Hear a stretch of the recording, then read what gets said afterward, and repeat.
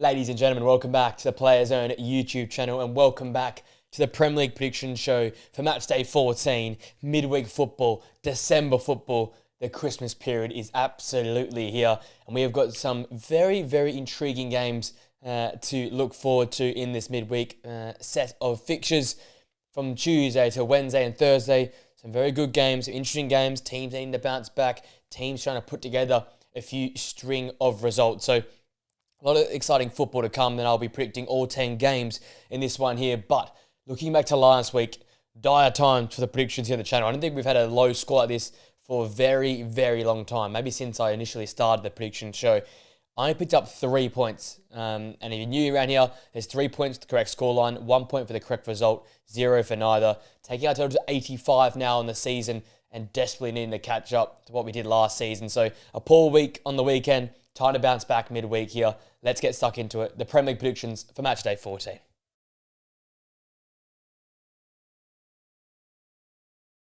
We start on the South Coast for Bournemouth and Everton. Both these two teams needing to get back to winning ways. For Bournemouth, a 3-2 loss away at Sunderland despite leading 2-0, despite a Tyler Adams halfway line goal. It's been a real recurring theme since around match day 8 or 9 that the defence have cost them a lot of games. And conceding 3 versus Sunderland adds to that there. So Milicevic alongside Diakite in this game here, the two centre-halves, have to be much better. We know Everton don't have a great centre-forward, but they have a lot of creative players in behind and around that centre-forward. So those centre-halves need to be switched on to try and keep Bournemouth keeping a clean sheet in this game here. Looking at Everton, they were poor also. 4-1 loss to Newcastle last time out in the Premier League, ending Newcastle's away poor record and giving Newcastle their first away win of the season. Look, Dewsbury Hall in recent weeks has been fabulous. You look to him yet again, especially with the lack of creativity that this side is having right now. James Garner in midfield has been quite solid as well, but it's sort of those two there in the middle of the park down to make things happen for the Everton side. Hopefully they can put chances away against this weak Bournemouth backline. For me, it's going to be a real tight battle. Bournemouth look to control the ball and look to control the pace of the game, but we know Everton are fantastic in transition. We know they have great midfield players and they can win games away from home. We saw it not long ago versus Manchester United on a Monday night. So they have a fighting chance in this one here, but I do see Bournemouth and Andoni Iraola's side getting back on track. 2-1 win for them at home versus Everton side that might cause some problems.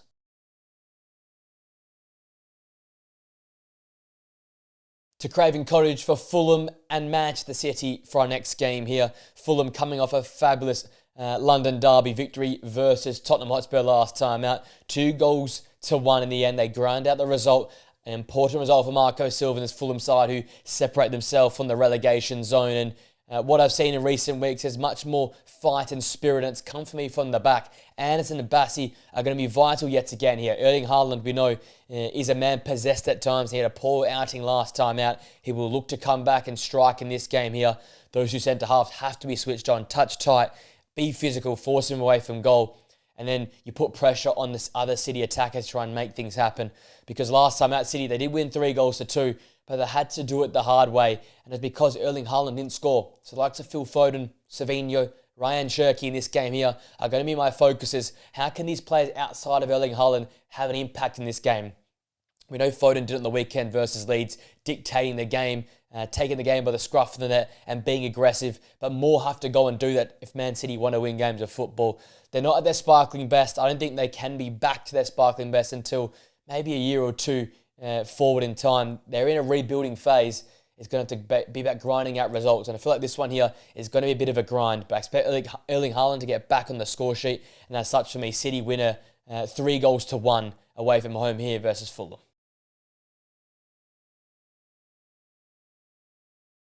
Arguably the biggest game of the midweek fixtures are up north for Newcastle United and Tottenham Hotspur. Newcastle finally getting that first away win of the Premier League season away at Everton last time. That 4-1 win gives them all sorts of confidence coming into this game here. The midfield look back at their best.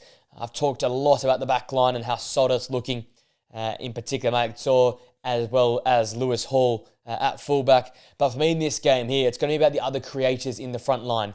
Voltemata, you would assume, will have an impact in this game here, especially with his size differential over the two Spurs centre-halves. But for me, it's a creation for the likes of Jacob Murphy alongside Harvey Barnes up top. It'll really dictate how much control Newcastle have this game here, how dangerous they are, and how many goals they can score in the first half, because Spurs is quite a pragmatic side. Will look to sit in. They've been doing really well away from home by sitting in, and the way to beat a low block, the way to beat a pragmatic side is to utilise the flanks, stretch the back line, and then get crosses into the box. And I think Jacob Murphy, alongside Harvey Barnes, had the ability to change this game for Newcastle United. Looking at Spurs, humiliation last time, had a 2-1 home loss to Fulham.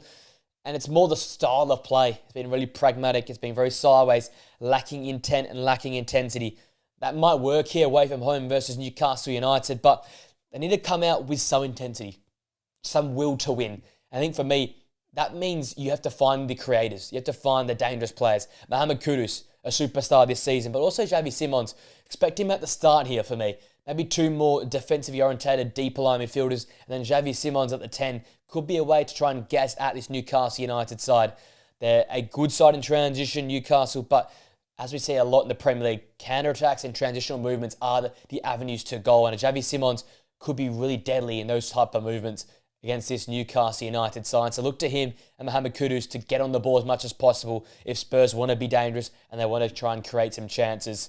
Look, we know Newcastle physical. We know they're intense and aggressive at home. It's in particular under the midweek lights. It's going to be hard for Spurs to settle. I think for Spurs, it's about matching the intensity that Newcastle United bring. It's about getting through the first half unscathed, and then from there you can go and play your football. And then for Newcastle, for me, it's all about finding Nicolas Voltemada. I think he's in some really good touch right now. Get him some chances early. Get him a couple of key, clear opportunities, and he could be in for a big night. I think Spurs will struggle here away from home. I think Newcastle will put them to the sword.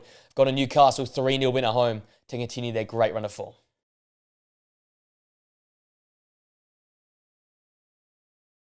We have another London derby on our hands as Arsenal play host to Brentford at the Emirates. For Arsenal last time out, far from their best, but still a 1-1 draw versus their nearest competitors in Chelsea. Shows signs how formidable this side really is and how tough to beat they are. Look, against a Brentford side that you know will sit in, will put numbers behind the ball, all 10 or 11 players behind the football.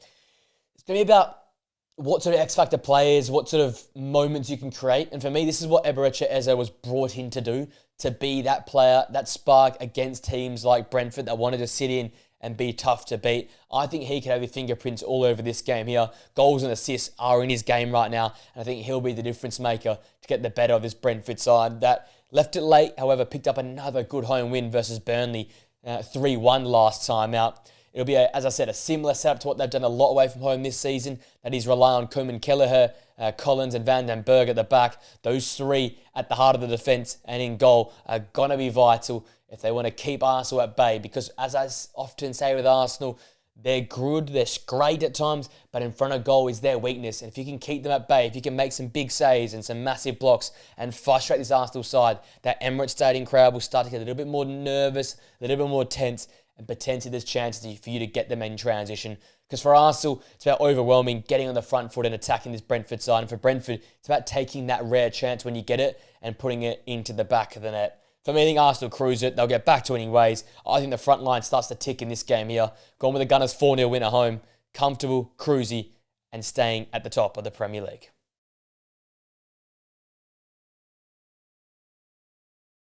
We have a top 5 battle down south at the Amex as Brighton play host to Aston Villa, two of the most informed sides in the Premier League. Brighton off a fabulous 2-0 win away from home against Nottingham Forest, showing a different side to their game, grinding out that result, making it count away from home, and showing just a bit of a sharper edge and a ruthlessness in front of goal, which we haven't seen much from Brighton this season. It was one of their better displays. And I think for me in this game here, I looked at similar players that impacted last game to impact again in this game here. Maxime de Kuyper as a higher up left winger was fabulous. Important the build up to both goals. And then for me, Yankuba Minteh is the litmus test for Brighton. When he's getting going, when he's impacting the game and on the ball and making things tick in the final third, Brighton look a much brighter side. They look like a much dangerous side, and they look like a side that is formidable and hard to stop. So these two wide players, if they can get involved and stretch this Villa back line that are very good centrally but weaker defensively in the wide spaces, there's a real opportunity for Brighton to get on top early and to make it count. For Villa, once again, far from their best football. It was a 1-0 win against their rivals in Wolves, but they're getting results, they're stacking wins, and they're looking like a side that, if Ollie Watkins gets back in form, they could really be pushing for top 4 football. I think in this game here, it's all about Boubacar Kamara. Fabulous goal to obviously beat Wolves last time out, but for me, it's more about his defensive side of his game in this game, because Brighton, a ball retention, ball possession side, like to get it going side to side, keep a hold of the ball for long passages, 4 or 5 minutes at a time. Boubacar Kamara can be that destroyer, that disruptor in midfield, can offset what Brighton want to do, in particular at home, and then get Aston Villa on the football away from home to instill the counter-attack, to get Aston Villa building up. And for me, so important protecting that back line, in particular if Brighton get going in this game here. So here's a lot of importance to this Villa side in any game, but in this game here versus Brighton, going to be vital to beat that disruptor in midfield. For me, it's going to be two sides that are at sort of near their peaks right now in terms of confidence and belief. So it's going to be a tight game. I can't really split the two sides. I've gone with a 1-1 draw here between Brighton and Villa. I think Villa will be happier with the point. Brighton striking early, and I think Villa coming back to equalise.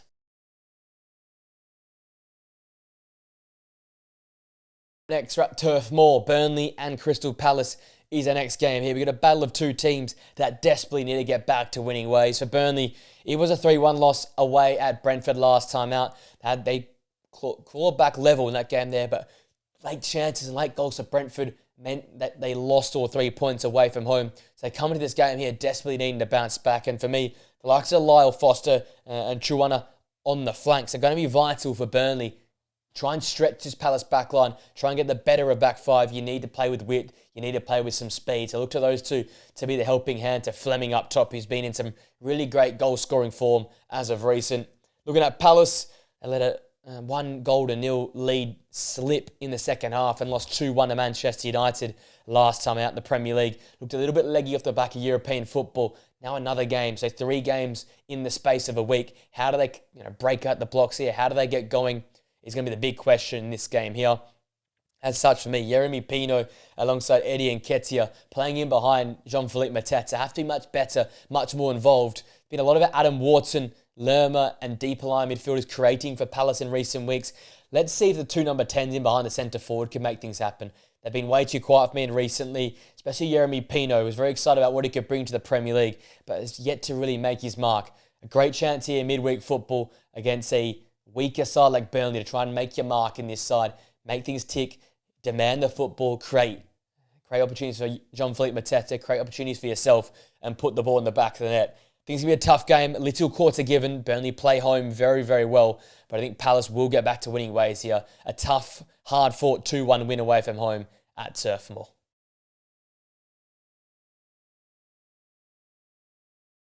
At the Molyneux next for Wolves and Forest. And Wolves put up one of their best displays of the season, showed some fight in a 1-0 loss away at Aston Villa, one of the most informed teams in the Premier League. So they can take a lot of confidence into this game here. And I've seen much improvement in the midfield. And for me, look to there yet again. Andre and João Gomes are the heartbeat of this side here. They are the litmus test. When they're involved, when they're playing their great football, when they're energetic and active midfield and throwing their weight around, this Wolves side looks much better. So I look to those two yet again to be disrupted, to be energetic, to be physical midfield, to get that Molyneux crowd up and about early and to make their stand inside of the first 15 and 20 minutes. For Forest, really poor result last time out. Lacked creativity, lacked a spark, and lacked a heartbeat in a 2-0 loss at home to Brighton.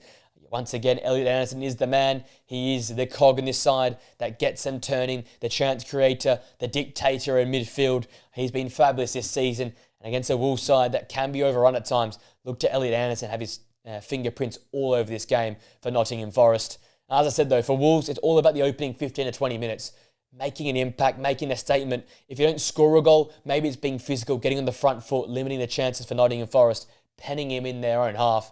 Whereas for Forest, it's about having a willingness to go and attack. They really lacked that in the first half versus Brighton. It sort of came to them in the second half, but really pragmatic, really quite safe in that game versus Brighton. And the City ground was dull. The fans were not inspired. So look to this game here for them to be on the front foot a little bit more often, in particular versus a vulnerable back five, which Wolves have. So it's going to be a battle of who can get the better start for me. And I think Wolves do that at home. midweek action. They get a win here. They're first of the season. I've gone with the Wolves 2-0 win over Nottingham Forest. I think the first 20 minutes, they make it count and they run out winners for me.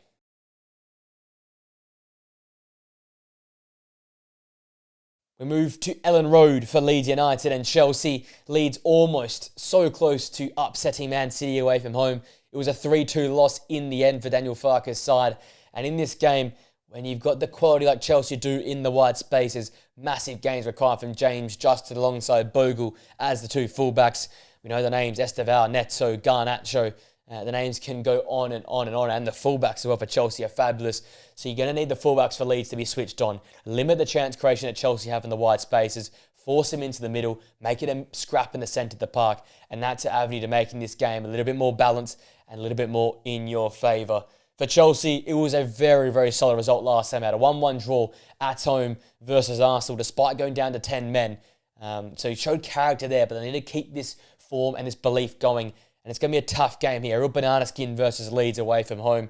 I said it though, it's about the attacking football. Can they score or make things happen inside the first 45 to 50 minutes? And for me, that comes down to how well João Pedro and Delap play up top. These two as a combination haven't had many opportunities so far this season to work together, but we've seen some signs and they need to get it going for minute one here away from home. Tough place to play football under the lights midweek. It's going to be hostile. If you can score that first goal and get your side on top and in the ascendancy, from there it's cruise control. But if Chelsea don't score inside of the first 60 minutes to the first 70 minutes of this game, you start getting a little bit nervous. The Leeds start growing in confidence. The fans get behind the side, and it's going to be a tough place to go and play football. So massive games needed from those two up top to make it count from the first half. For me, I think Chelsea do get over the line. It's going to be a scrappy old game. Leeds will make it uncomfortable, but Chelsea in the end, too good. Their quality will shine. 2-1 away from home, beating Leeds United.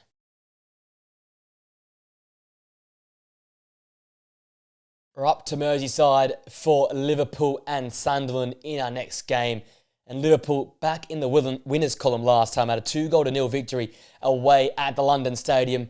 And it was the Florian Wirtz game. And I look to him once again to have his impact in this one here. He was pretty much at his very best last time out versus West Ham, picking up little pockets, little flicks around the corner, making it count in and around the final third. All he was missing was a goal or assist, but bright signs for the German. I think he'll be important yet again in this sort of rebuilt, restructured Liverpool side that is much more solid without the football and then makes it count when they're on the ball. He's added a bit of a spark, which they needed in the final third to make Isak get involved, get Gakpo involved, and make Dominic Szoboszlai get involved as well. I think he'll be the heartbeat once again of this Liverpool side. They'll feed in the football. They'll let him go to work. And I think good things will happen if the Germans on the football in the number 10 there.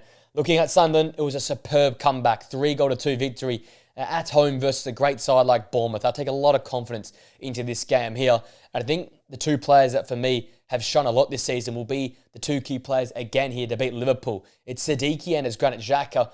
They dominate and dictate games against many opponents, but in this game in particular, versus a vulnerable Liverpool midfield, if they can get in control and dominate the area of the park with their physicality, their vision, their possession, especially away from home, there's a real chance Sunderland can nick all 3 points here. So if those two are switched on from the start, if they can get going and overrun that Liverpool midfield and win that midfield battle, you give Sunderland a real fighting chance here at Anfield.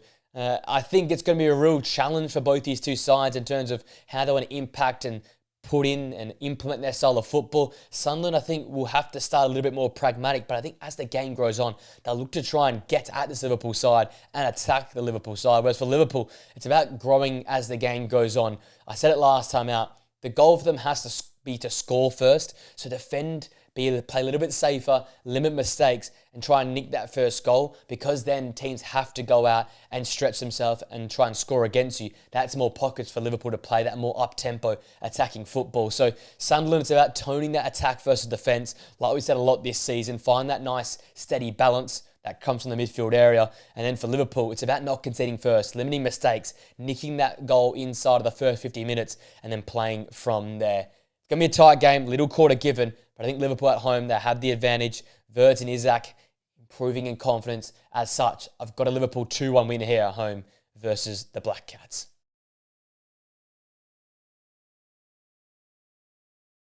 Final game is at Old Trafford, Manchester United and West Ham. The Red Devils coming off the back of a fantastic come-from-behind victory. 2-1 at Selhurst Park there versus Crystal Palace. And once more, Manchester United in search for goals. A lot of games struggling for a goal in a lot of games. They're returning Matheus Cunha alongside Brian Mbeumo are going to be massive in this game for Manchester United. West Ham looked much better in recent weeks defensively, much more structure about the football. You need those X-factor players. You need those superstars to make things tick in the final third. And those two have been the heartbeat for Manchester United this season.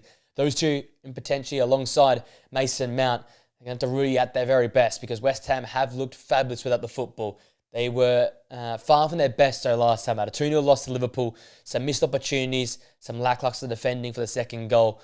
And that means that good little run of form has come to an end here. But I look to get back in the winners column. And for me, it's going to be down to that midfield area. Mangasa and Potts, two players that have really much improved in recent weeks under Nuno Espirito Santo and have been vital in terms of structuring West Ham up without the football. And in Nuno's sides and in West Ham's better, improved performances, it's all about that structure, solidity, being good without the football. So as such, these two yet again, away from home at a hostile place like Old Trafford, they have to be at their very best there, prevent the likes of Bruno, Mason Mount, Cunha and Mbeumo getting control of this game, making things tick for United, be disruptive, be physical, protect that back line, and then try and get the side going on the counter-attack. For me, I don't see West Ham having much luck here versus Manchester United. I think they're just too defensive. It'll allow United to develop and build some confidence, and I think eventually they'll run rampant in this one here. Going to Manchester United 3, West Ham United 1 scoreline.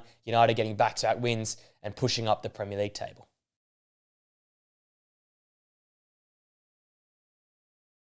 Well, there we go, ladies and gents. That's midweek football wrapped up for you. All 10 games predicted, some of the key players, some of the key tactics. Let me know your thoughts in the comment section down below, guys. What's your score predictions? Who are some of your key players? Love to hear your thoughts in the comment section. If you enjoyed the video, guys, make sure to smash the like on it, subscribe to the Players on the channel, press that post notification bell so you know we upload podcasts or videos or reaction content here on the channel. And remember, we are in Player Zone Football, so a video going out every single day until Christmas. So keep posted on the channel. With that being said, guys, I hope you have a great day. Enjoy the midweek football action, and I'll see you guys on the video or podcast very, very soon.